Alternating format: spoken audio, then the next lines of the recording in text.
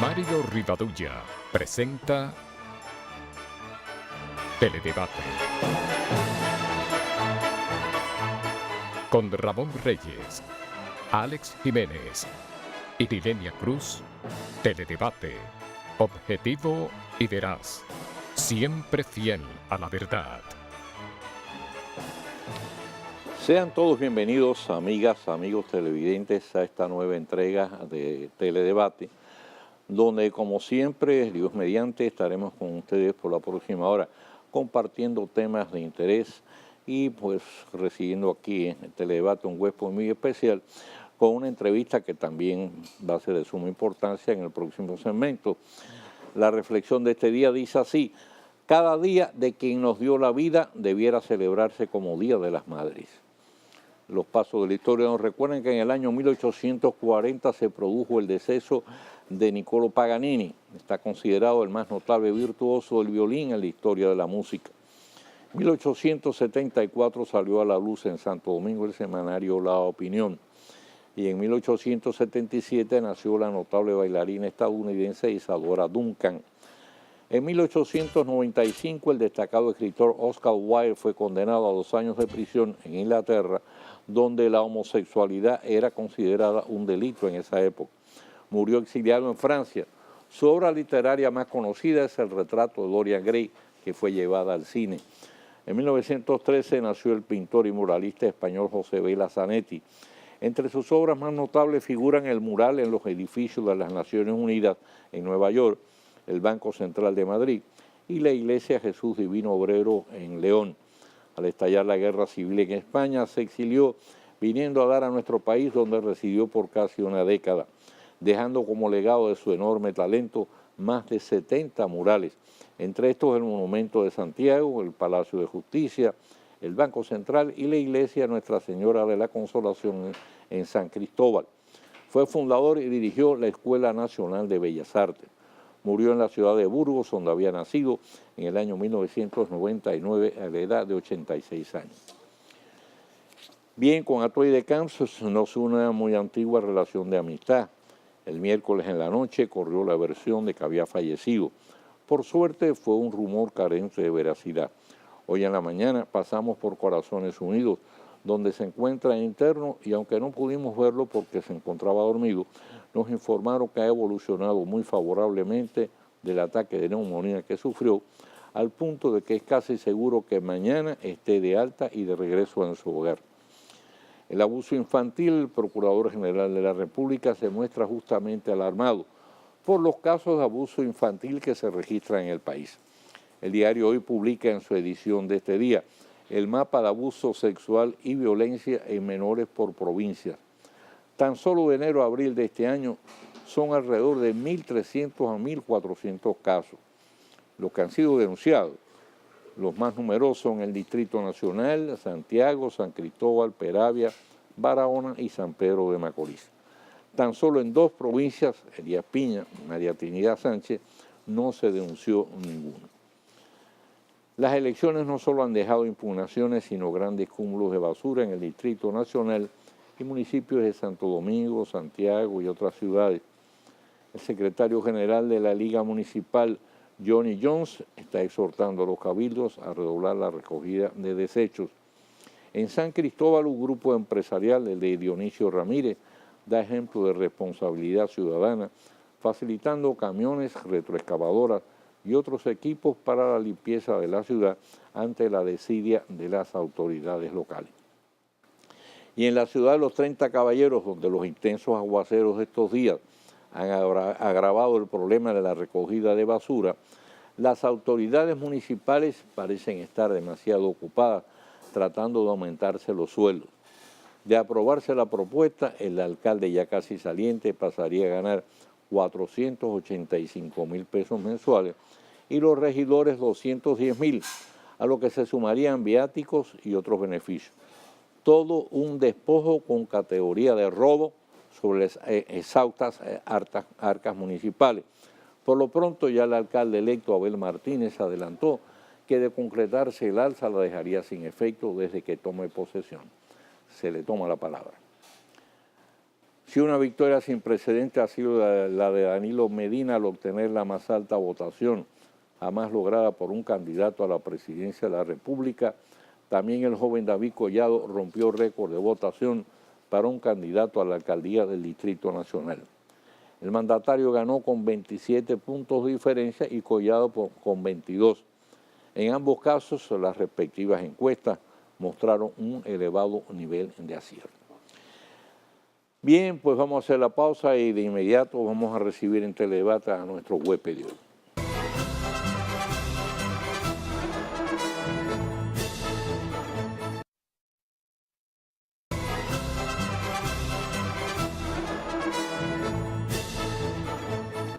Bien, con nosotros en Teledebate hoy, pues el ingeniero Manuel González Tejera.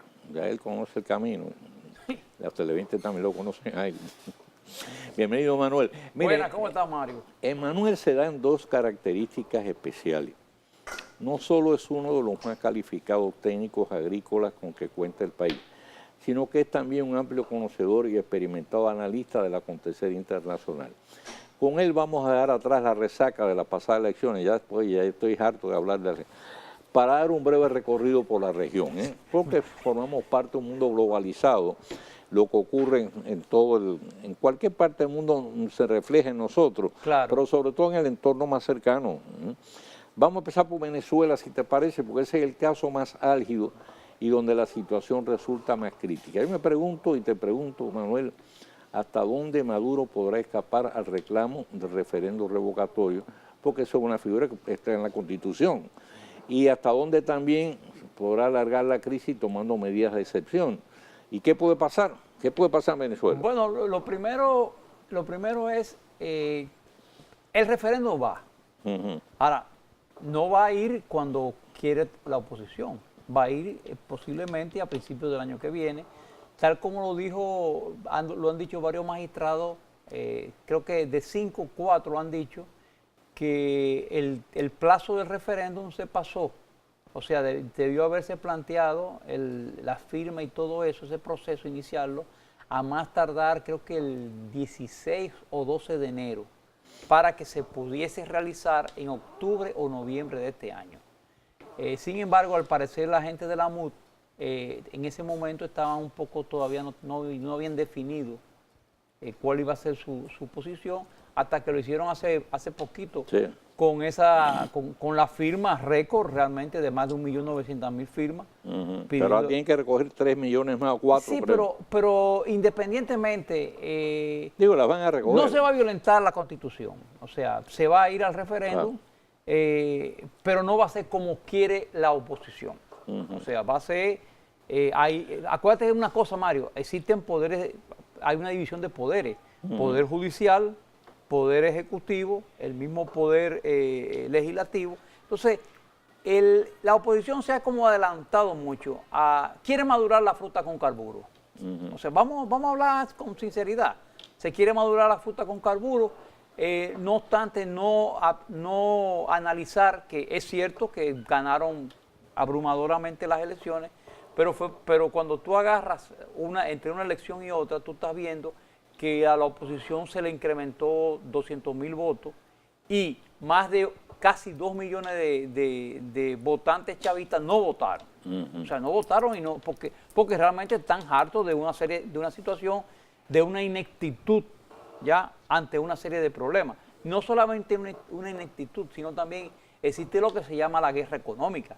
Y hay una guerra económica que Mario, es una realidad. O sea, ¿cómo es posible que tú produzcas arroz, salga el arroz al mercado y desaparezca inmediatamente? ¿Cómo es posible que tú vayas a una casa y por una psicosis de que va a haber escasez de un producto, como el que está ocurriendo ahora mismo con el azúcar, ¿ya? Porque es una realidad. Sí.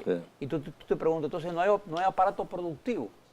¿O cómo es posible que haya ocurrido lo que ha estado ocurriendo con la energía eléctrica?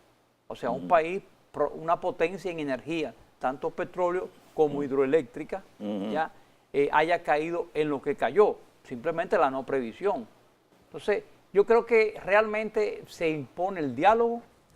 Creo que a Almagro se le ha ido un poquito Bueno, pero fíjate, también hay una realidad, porque Maduro parece que es una cosa que tiene una obsesión con las conspiraciones, continuamente está descubriendo conspiraciones, entonces ahora es en España, otra vez en Washington. Perdóname, Mario, eso no es Maduro.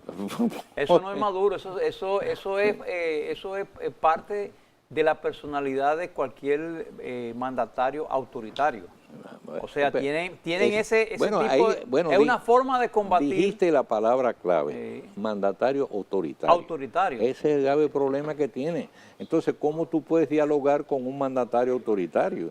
Se impone el diálogo, porque mira, la otra opción al diálogo, al revocatorio es el golpe de Estado. Ah, claro, sería fatal. Es el golpe de Estado que lo que va a hacer es ahondar más la crisis en Venezuela. O sea, sería una desgracia. A nosotros los dominicanos, República Dominicana, no nos conviene absolutamente que se violente el canon democrático. O sea, que siga corriendo, que si se va a Maduro, que se madure, pero de manera natural.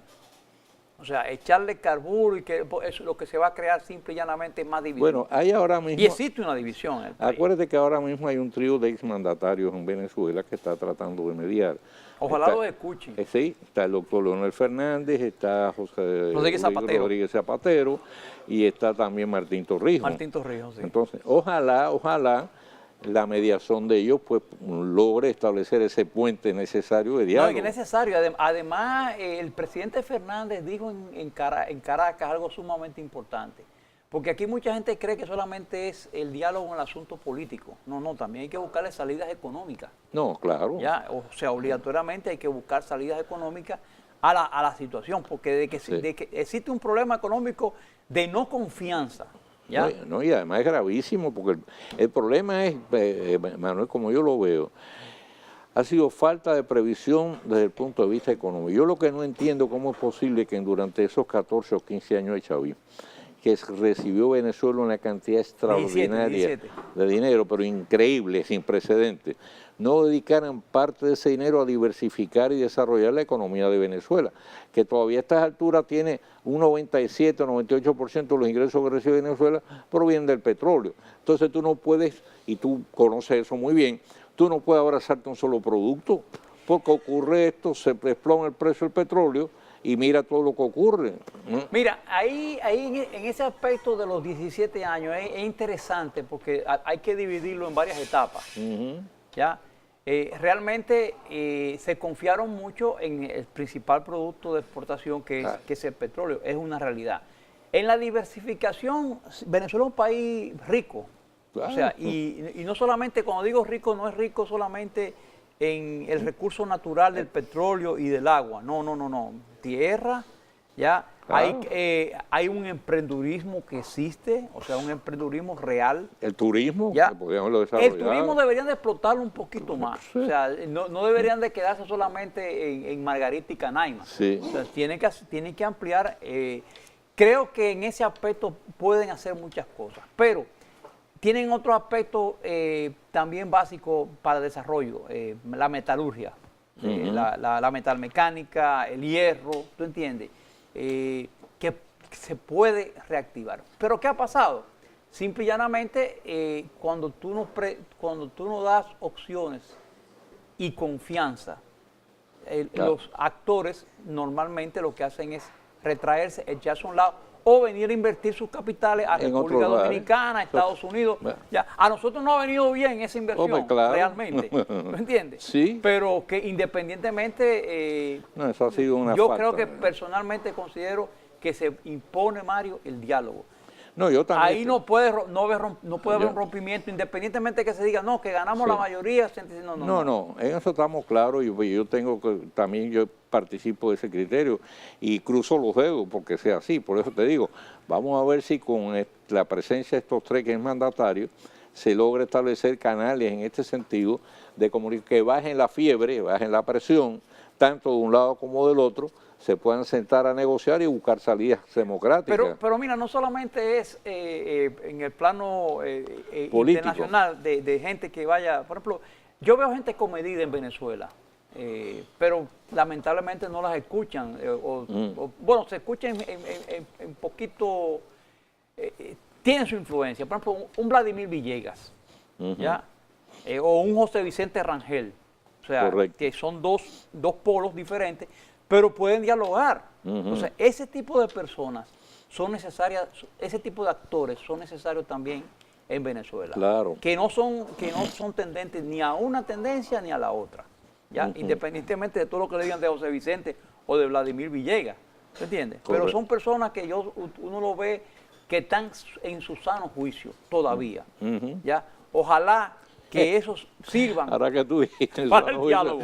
me estoy acordando yo de Pepe Mujica que le dijo, Maduro está más loco que una cabra.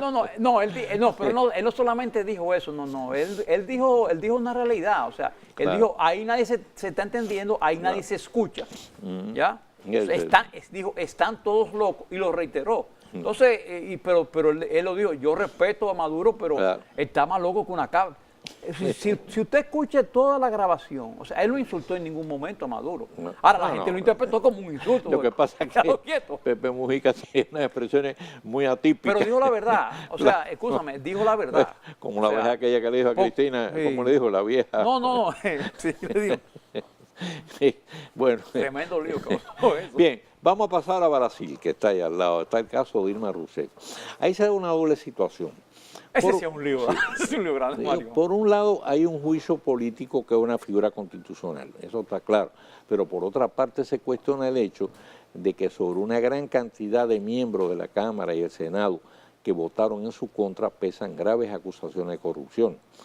Por otro lado, Lula da Silva, que fracasó en sus esfuerzos por evitar el juicio político de Dilma, parece haber perdido mucha popularidad, y acaba inclusive de pedir perdón por los actos de corrupción de antiguos funcionarios de su Correcto gobierno. lo que hizo. Entre ellos está José Dirceu, Sí. que era prácticamente su mano derecha, uno de esos hombres de mayor confianza. Quizás el cerebro. Exacto. No se mano derecha, más un cerebro. Y otras figuras del Partido de los Trabajadores también. Y ya, bueno, ya Dirceu ya está condenado inclusive. Sí, Tiene una condena larguísima. Creo que se muere en prisión si no lo amnistían, ¿no? Entonces, ¿qué va a pasar en Brasil y qué puede ocurrir? ¿Cómo tú ves? Mira, en día pasado en El País salió publicado un artículo, bueno, una entrevista a Felipe González sobre el poder de los jueces. Entonces, ese poder judicial se ha tomado la cosa muy a pecho, ¿ya? Porque hay que decir dos cosas. Una cosa es lo del poder judicial con el caso Lavallato, y otra cosa es el juicio político a Dilma Rousseff, Que es un aspecto político. que es otra cosa que no tiene nada que ver ni con Lavallato ni con Petrobras. Es algo que todos los presidentes de América Latina y del mundo lo hacen, que todos los presidentes de compañías multinacionales lo hacen. O sea, el hecho de maquillar El presupuesto. No, el presupuesto no, maquillar las cuentas cuentas para poner más atractiva Sí, eso es una práctica. Para simple y llanamente provocar mayor inversión. Es decir, no es legal, pero se hace. Se hace, o sea, a ella la juzgan realmente por eso. Lo que pasa es que aprovecharon eso lo toman como excusa. Sí. ¿Eh? Entonces agarraron el escándalo realmente, Ahora, mezclaron todo. Ahora que tú hablas del País, el País es un gran periódico. El País de España, yo estuve leyendo, sin embargo, otro aspecto que no se ha publicitado mucho, pero que es importante. Parece que, a diferencia de Lula es un político negociador, pero parece que a diferencia de Lula, Dilma Rousseff es una tecnócrata, básicamente. Entonces, no dialogaba, no se acercaba al Congreso, con un partido como tiene ella, que estaba, inclusive el partido aliado, que después PMDB. Era mayoritario. Y entonces ya inclusive Temer había mandado una señal diciendo que él estaba de figurón, lo tenían de figurón, que era un momento para que yo lo llamara de una vez y le buscara algo a hacer. Pero así que parece que eso influyó también, así que ella se aisló bastante en ese sentido. Bueno, realmente, si el hecho de aislarse no significa que haya que quitarla porque se haya aislado. O sea, no, pero Dilma no, pero cuando tú dependes de una coalición. No, claro, claro. Tú tienes que Pero, tienes que saber pero es que negociar. la coalición funcionaba. Sí. La coalición funcionaba y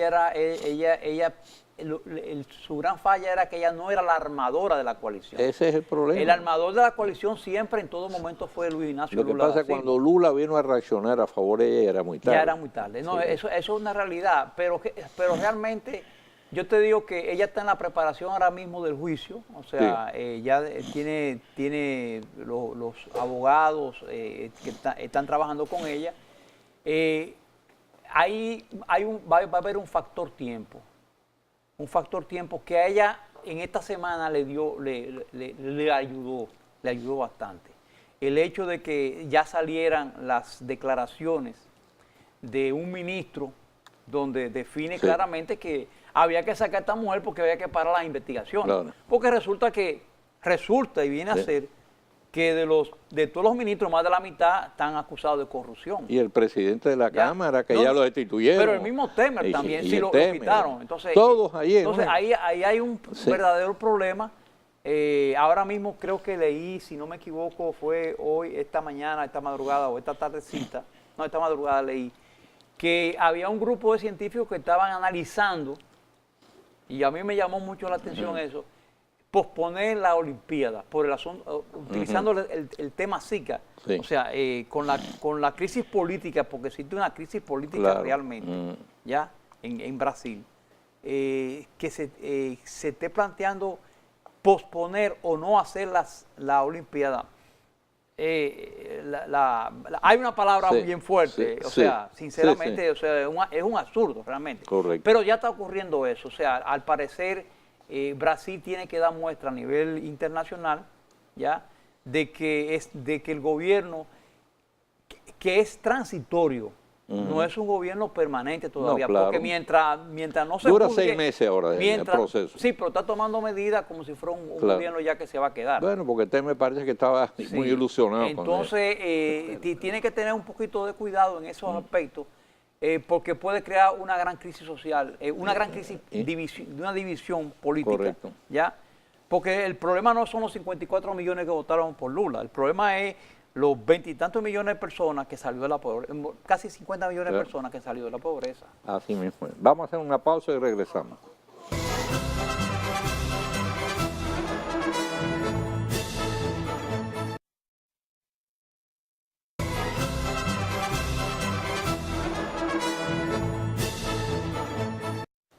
Bueno, Manuel, volviendo ahí a Sudamérica, parece que el péndulo se está moviendo de un extremo a otro, pero esta vez en contra de los llamados gobiernos populistas, porque aparte de la situación de Brasil, de la situación de Venezuela, la señora Bachelet tiene un problema gravísimo ahora mismo en Chile, es decir, las encuestas la tienen por el piso prácticamente. Y es una mujer que tenía mucho prestigio, la vez que salió del gobierno salió con un alto nivel de reconocimiento. Está el caso de Correa, ya Correa dice que no se presenta más. No, constitucionalmente no puede. Sí. Además no le Bueno, interesa. porque trataron de modificar y no, ese es el otro problema. También en Evo Morales le ocurrió lo mismo. Es decir, no pudieron lograr la modificación constitucional para que poder continuar en el poder de manera indefinida. Entonces, ahí es donde está el problema de los liderazgos unipersonales. O sea, tú no claro. puedes tener todos los huevos en la una misma sola canasta, canasta. O claro. sea, hay una realidad. O sea, y se necesita lo colectivo. Y en eso ha habido problemas. O sea, hay que estar claro que usted no puede replicar a Fidel Castro. O sea, el hecho del unipersonalismo, usted no lo puede replicar en un Correa o en un Evo Morales, el caso Chávez, ¿ya? Entonces, eso no se hereda. Entonces, ahí debe haber deberían de ver un poquito más lo que ha ocurrido en China, Pero fíjate, lo colectivo. Pero fíjate, ha habido una tendencia en ese sentido a que los mandos unipersonales, es decir, estén en un periodo indefinido, porque Ahí se han equivocado. Daniel Ortega hizo lo mismo No, en y quiere Nicaragua. hacerlo otra vez. Sí, entonces Daniel Ortega lo mismo, Evo Morales trató de modificar la constitución, Rafael Correa también, Chávez la modificó, estuvo todos esos años en el poder. Entonces, bueno, tú tienes razón, es decir, el caso de Fidel Castro es diferente porque respondió además a circunstancias históricas Y a un momento totalmente, histórico, un momento histórico. claro, totalmente diferentes y que ahora mismo las circunstancias son muy distintas Claro, claro. a lo que hace 50 años atrás. Que por cierto, hay dirigentes políticos, yo no, tanto de la izquierda como de la derecha, que parece que tienen el reloj parado. Es que todavía están viviendo la época de la Guerra Fría. No, se anclaron. No, la palabra es que tiraron un ancla y se han quedado en el pasado. Y se han quedado ahí. Entonces. El lenguaje, no solamente el lenguaje, sino eso ocurrió. A mí me tocó analizarlo mientras yo estudiaba en la antigua Unión Soviética, que en el año 1977, cuando se estaba analizando el cambio de constitución en la antigua URSS, a los que éramos estudiantes y éramos, además, pertenecíamos a organizaciones comunistas, se nos preguntó, y entonces a mí me tocó hacer un análisis, y bueno, hay un problema, estamos en el año 1977, pero nos hemos quedado estancados en el año 35, en la época de la Internacional Comunista, en el aspecto ideológico. O sea, el mundo va cambiando, ¿ya? Cuando planteamos eso fue considerado como revisionismo puro. Esa es la cosa. Pero que realmente estamos en el siglo XXI, ¿ya? No son las mismas condiciones. Hay gente todavía que cree que la Guerra Fría todavía existe. O sea, todavía hay gente que todavía cree que la Guerra Fría existe porque existe en los Estados Unidos o porque existe Rusia. Hay gente todavía que cree que Putin es comunista. ¿Tú entiendes? No, eso ya es parte de un pasado. No sé si tú viste ahora mismo la tercera visita de un presidente norteamericano a Vietnam. Bueno, de eso quería hablar para el otro segmento, lo tengo reservadito ahí para el otro segmento. Como tú digas, Mario. Fue un aspecto muy interesante, para que la gente vaya entendiendo lo que se llama la realpolitik. Sí, eso es realpolitik, realmente. Pero bueno, volviendo al tema se está produciendo ese movimiento pendular. Entonces, veo, por ejemplo, te digo que hay gente que tiene reloj para decir, bueno, eso es la misma cosa, el imperialismo, eso es Washington. Yo creo que no es así. No, yo creo que es lo que tú dices. Procesos internos que han salido. Son procesos internos que se están produciendo. Entonces, y ese es el fenómeno que veo, por ejemplo, con Maduro, que Maduro ve conspiración donde quiere, parece que no acaba de entender que lo que tiene es un grave problema interno de crisis económica y de crisis política. Pero que es un problema interno. Crisis económica, crisis política y crisis de credibilidad. Y de credibilidad. Ahora, que en Washington pueda estar de risita, no, si él se va abajo, bueno, eso es normal. Y van a aprovechar todo ese tipo de errores. Exacto. Pero no creo que sea la larga mano de Washington la que en este caso vaya a sacar a Maduro del poder. No, tienen no la mano entera, pero por lo menos un pedazo de uno o dos dedos. Yo creo que no, yo creo que se dedican a soplar. Sí, no, cierto. Pero básicamente es un problema interno y tiene que resolverlo en ese contexto. No, el problema es interno con repercusiones también a nivel externo. Por ejemplo, cuando empezó a bajar el petróleo, fue obsoleto, fue absurdo decir que el petróleo lo estaban bajando para perjudicar a Venezuela y a Ecuador y a Rusia. Es un fenómeno mundial. Eso es un fenómeno cíclico del capitalismo. O sea, que usted tiene que entender cuáles son los ciclos del capitalismo. Y además tiene que ver otra cosa. El petróleo responde a toda una serie de factores, inclusive de carácter político. Ahora está subiendo, y está subiendo, por ejemplo, aquí también el combustible. No, y eso mañana tenemos otra subida. Pero de gasolina, no me lo recuerde. No me lo recuerde, que lleva 199 ya la gasolina. Pero está subiendo y es verdad lo que tú dices, pero por ejemplo... Pero no solamente el petróleo, sino eso se necesita. Y yo te voy a decir algo, Mario. Hay que entender primero lo que son los ciclos del capitalismo. O sea, lo que viene ahora, lo que corresponde ahora, empieza otra vez una subida, pero no es el petróleo. Eso va junto con los commodities. Va unido, ahí viene el maíz. Ya el maíz pasó de 3.56 el bushel a $4.07, que repercute en que los países que importamos commodities para... Por ejemplo, en el caso del maíz o la soya, y se está viendo el repunte. O sea, no es que haya una escasez ni nada, pero ya empieza el repunte.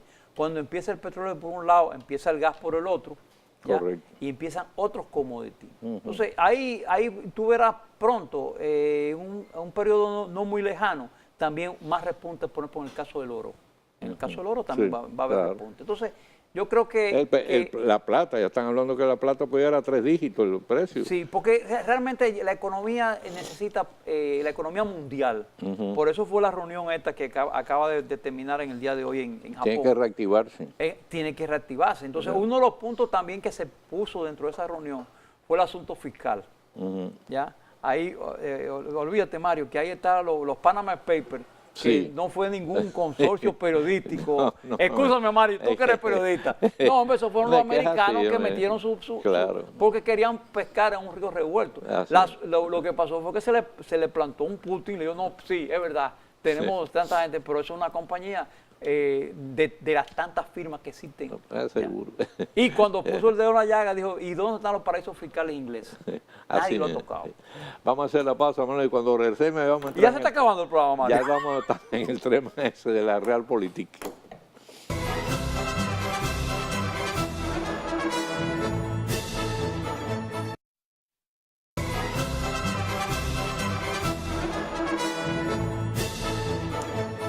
Bien, lo que habíamos hablado de la Realpolitik, o sea, la política realista.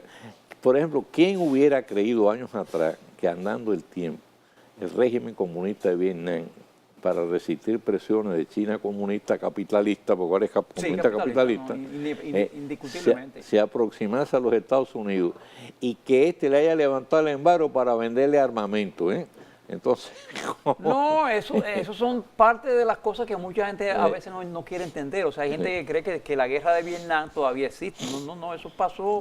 Eso es parte de la historia. Eso ya está en un muro en Washington. Seguro. Ya está en las miles de víctimas que hubo y secuelas ya de vietnamitas. O sea, de la secuela, por ejemplo, del famoso agente naranja, que todavía existen efectos sobre eso. Claro. Pero la vida no se detiene, como se decía aquí, prosigue su agitado curso, tiene que proseguir la vida. Entonces, el hecho de esa visita, la tercera visita de un presidente norteamericano a Vietnam, y el incremento de los acuerdos comerciales. Mira, Mario, tú no me vas a creer si te digo que nosotros, República Dominicana, teníamos más intercambio comercial con los Estados Unidos en el año 2004, 2003, que Vietnam. Y actualmente Vietnam debe estar exportando 10 veces lo que exportábamos nosotros en esa época. Claro. O sea, ellos se han convertido en un socio fundamental en el sentido de la maquila, de la manufactura. Claro. No solamente textil, ¿te entiendes? Y la inversión norteamericana en Vietnam es elevada. Por ejemplo, hay tal caso que hicieron con el café y ahora con el cacao, Hershey. ¿Tú sabes la historia del café? O sea, la hizo Raúl Castro. Resulta que los vietnamitas no tenían tradición de café. No, absoluto. Y fueron técnicos cubanos los que enseñaron a ellos el cultivo del café. Y entonces, en una comparecencia que hizo Raúl Castro en un congreso comunista anterior, resaltó el hecho, dice, bueno, nosotros enseñamos a los vietnamitas a sembrar café y ahora estamos importando café de Vietnam. Sí, no, pero es que es cierto, o sea, ha hecho, el boom de Vietnam ha sido fuerte en los commodities, o sea, y olvídate que en cacao también, o sea, en los próximos años tú verás el surgimiento, no el resurgimiento, sino el surgimiento de una potencia cacautalera a nivel internacional. ¿Por qué? Porque tiene todas las condiciones óptimas para la producción, para una producción estable y buena. Y en el caso Además, una cultura de trabajo. Totalmente. Además tienen población, una población que no va a emigrar para China, ni va a emigrar para Indonesia, ni va a emigrar para Filipinas. Le queda todo lejos realmente. Y además muy arraigada a su tierra. Claro. Porque realmente, si tú te fijas... Bueno, que la ganaron con sangre. Eso es lo que te quería decir. Muchos vietnamitas, de esos que se fueron con los norteamericanos, han retornado y han invertido en Vietnam. ¿Ya? Y eso son cosas que hay que ver que no, la ortodoxia no lleva a muchas partes. Sí. O sea, son los tiempos, han cambiado los tiempos realmente estamos en pleno siglo XX y se necesita bienestar de esa población ya vietnamita. Y esa es la única razón que tiene el Partido Comunista y el gobierno de Vietnam, ¿ya? Claro. De hacer esos acuerdos con los Estados Unidos. Nos quedan un par de minutos. Trump y Hillary Clinton. Ya Trump es Mario, te lo dije hace más de 6 meses, que iba a ganar. Sí, pero a todas estas, a regañadientes, parte de la alta dirigencia del Partido Republicano han tenido que tragarse a Trump. Totalmente. Porque además ahora, al retirarse los contendores, ya quedó solo en el ring. Así que ya tienen los delegados necesarios para ser el candidato. Hillary Clinton sigue corriendo por el carril de adentro frente a Sanders. Le queda, en Sanders ha encontrado un competidor muy tenaz, pero le lleva todavía una gran ventaja. No, pero el problema no es la ventaja, el problema es que Sanders es una carta abajo de la manga que tiene el Partido Demócrata. Claro. Si tú lees el editorial del New York Times el día de hoy, dice claramente, Hillary se está ahogando en los emails. El mismo Departamento de Estado, el mismo Obama ya reconoció el error, ya, y parece que el FBI quiere algo más. O sea, hay que estar claro que nadie sabe qué puede ocurrir. Pero lamentablemente vi que en el día de hoy, entrando aquí al estudio, estaba leyendo un Twitter de Donald Trump real, o sea, el Twitter oficial de... Sí. Él ya no quiere ir al debate con Sanders, que iban a tener la semana que viene en California. Hubiera sido muy interesante ese debate, porque ambos han sido fenómenos en los Estados Unidos, en la población norteamericana. No sé si tú viste, antes de ayer había unas protestas contra Trump. Sí. Y a quien le convino más esa protesta fue al mismo Trump. Porque él dijo, óiganlo, son Sí. ilegales los que están. O sea, Él es un tipo muy controversial. No, totalmente. Pero la gente controversial es lo mismo. Es un showman. Generan odio que es amor. no, sí, ambas cosas, sí. ambas cosas a la vez. Ahora, ¿qué nos conviene más a nosotros? ¿Que gane Trump o que gane Hillary Clinton? Como dominicano, Sí. a mí personalmente no es por el hecho, a mí no me gusta Hillary Clinton. Ujú. O sea, como cuando estuvo en el cargo en el Departamento de Estado en los Estados Unidos, le hizo más mal a Estados Unidos en su política exterior que bien. O sea, demostró una gran vacilación, acciones erráticas como fue la misma primavera árabe, ya, donde usted alimentó cuervos que han resurgido en eso que se llama el ISIS ahora mismo, ya, porque esto que estamos viendo en Irak y en Siria es producto de esa vacilación de esa señora. O sea, ella estuvo ahí. Ella estuvo ahí y nadie puede decir, no, que la culpa es de Obama. No. Usted llevaba la política exterior de los Estados Unidos en ese momento. A mí eso, y la política de ella y de los Clinton hacia la isla, la española, tampoco es muy bonita que diga. Ahora, aquí va a salir mucha gente que va a decir los demócratas, que es lo mejor, porque los demócratas es símbolo de progresismo. Pero hubo un Reagan, ya, que lo compara mucho con un Trump, que fue, para los Estados Unidos, fue positivo. O sea, independientemente que tengamos nuestras diferencias ideológicas, pero fue positivo. Entonces hay que pensar que yo no voto en Estados Unidos. Ya, quien vota en Estados Unidos son americanos. Correcto. Y hay que pensar en cómo piensan ellos. O sea, tú no puedes imponerle tu criterio a como tú quieras. O sea, claro. a nosotros sí nos llaman, no es muy atractivo Hillary Clinton. Lo nuestro es pasivo. Sí, pero bueno, nosotros tenemos que dejar que ellos mismos resuelvan sus problemas. Eso es de ellos ese problema.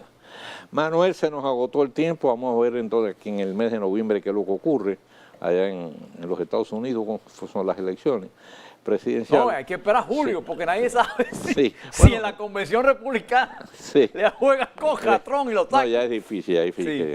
Sería una crisis tremenda para ese partido. Así que muchas gracias por haber estado con nosotros. Siempre, Hacemos Mario. la pausa y regresamos con el tiro rápido. El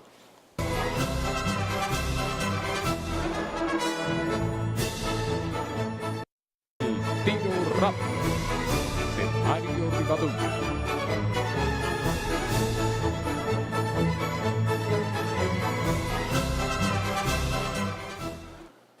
Todavía no repuestos del asco y la indignación provocados por los horrendos asesinatos de choferes y comerciantes cometidos por una banda de desalmados psicópatas para robarle sus vehículos y pertenencias, un oportuno y bien detallado trabajo periodístico que publica el Diario Libre en su edición de este día, nos recrea la tenebroso historial de muertes de algunas notorias bandas de sicarios de nuestro submundo criminal.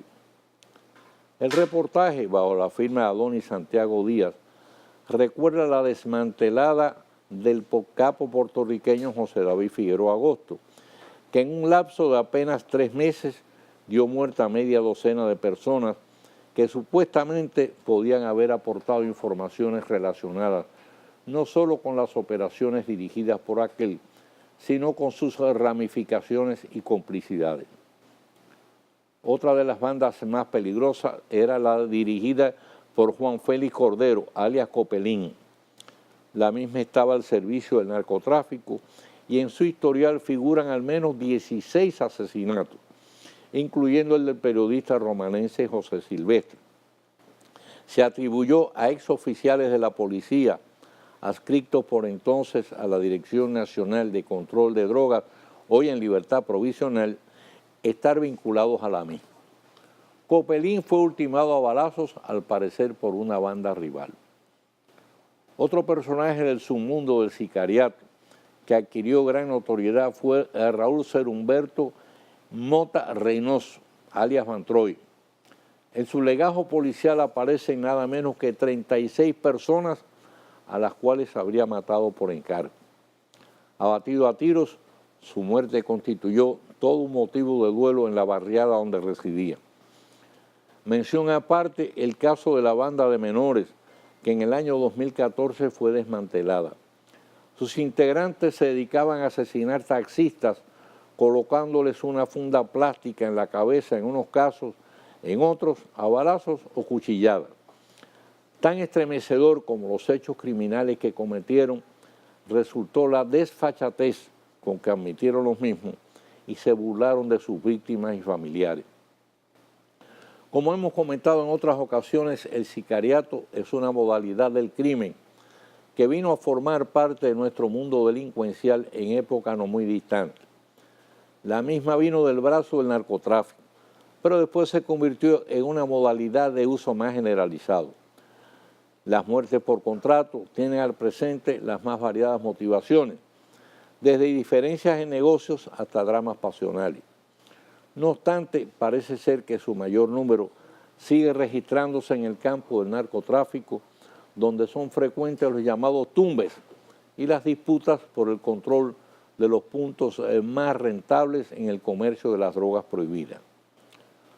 Como en el reportaje a que hacemos mención expresa un coronel policial de identidad reservada, las bandas se encuentran un pródigo campo de reclutamiento en los barrios pobres, con jóvenes, a veces adolescentes y hasta niños con escasa educación y provenientes de hogares fragmentados.